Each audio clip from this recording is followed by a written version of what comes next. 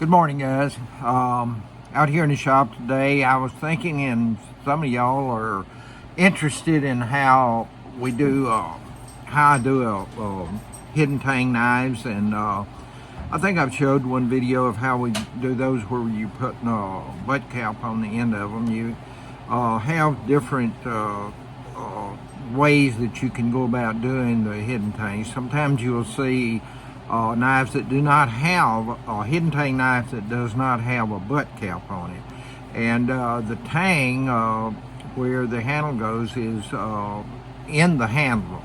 It's not all the way through the end of the handle. So that has been around for centuries, I suppose, the way they do that.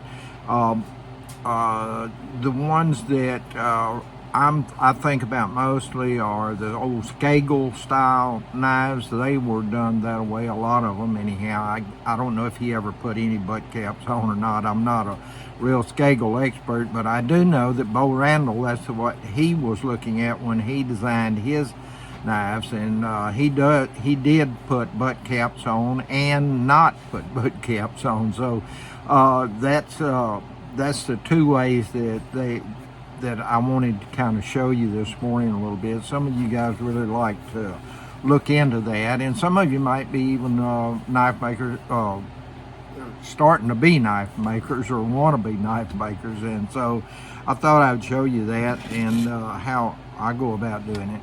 Of course, you have to remember these knives are in process right now.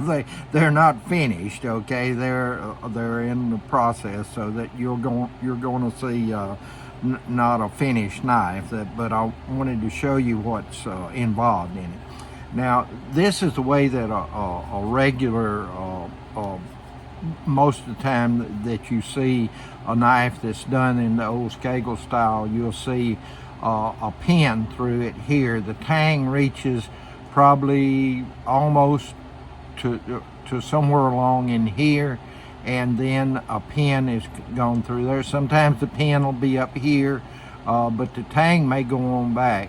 You can drill a hole in the tangs and actually just stick it in there without a pin in it. Skagel, I think, mostly put pins in his.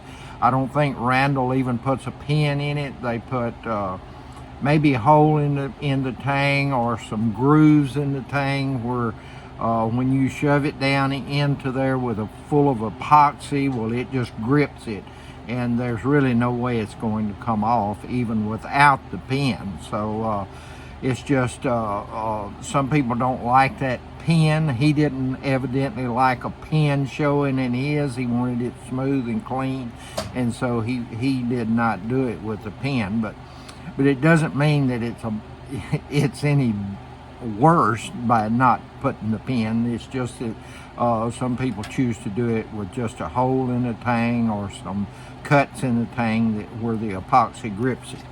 Okay, and here's another one. You can see the leather is stacked in here, and then the pin is up here a little closer to it to hold it in. When I put it on, I'll clamp it in together, all of this together, and then I'll put the pin in it like that. That's the way you see the Skagel style done. It's like that. Now then, the way that I have done it, a lot of times you can't find micarta or some things in a block form, and so I use a little different method sometimes to be able to put it all together, and I put it together in 3 different layers. And this, you can do it in 2 layers, but and some people do it that way. You can take like this block of ironwood here, and you can cut it out with a milling machine here, and then you can lay your tang into that groove that's in the. Here's one set up with just you see the holes in the tang on it, and then if you wanted to just put these on there and nothing in the middle, well, you would have to groove this out for this to be able to fit in with a milling machine. okay, and then it would go on there like that. What I choose a lot of times to do myself is to put a piece in the middle where I've got kind of a liner, like I call it a liner. Like on full tang knives, you'll see liners stacked beside the scales to make it look prettier or so forth. Well, that's kind of what I'm doing with this, is that I will put a liner in there, and you can see I fit that in like that, and then I can put the knife on those pins like that. And then you've almost got a full tang knife, and you can operate like that. And then you come in with this piece of wood and you put on the other side like that. So and put it all together with epoxy real good. And most of the time I'll pull these pins out and I'll put Loveless bolts, which squeezes it together even more. But you don't really have to do that. You can just do it with pins, and that's fine, you know. But sometimes I want a little extra, so I don't do just pins. I'll put the Loveless bolts in there. And you can also drill for your when you get it shaped, you can find out where you want your lanyard hole, and you can drill for your lanyard hole there. Okay, guys, that's what I wanted to show y'all this morning on on this type of tang, on hidden tang type knives. Another thing I wanted to show you is that you can see, well, you can't really see it on this one, but I make this part right in here larger than this here.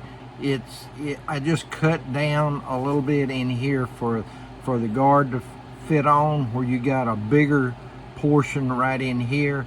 And when I heat treat only from right along when I dip it in, like these carbon steel knives, when I dip it into oil to quench it, I only quench from around here down. That way it leaves the tang soft. This is still soft, so you don't have any risers or anything to crack or break in there. It's all still soft in this area here. So that way you still got a good edge, but you have a soft part here where you don't have any, where it makes it tougher.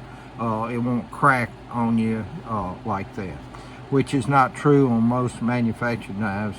They heat treat the whole thing, you know, it's all heat treated, so you have a little more trouble with the breaking off of these tangs. And but you won't have that with this. It's just like having a full tang almost, but by doing it this way. Okay, just wanted to show you that this morning, so that you can see the different ways that people go about doing that with a hidden tang knife. Thank you very much. Talk to you guys later.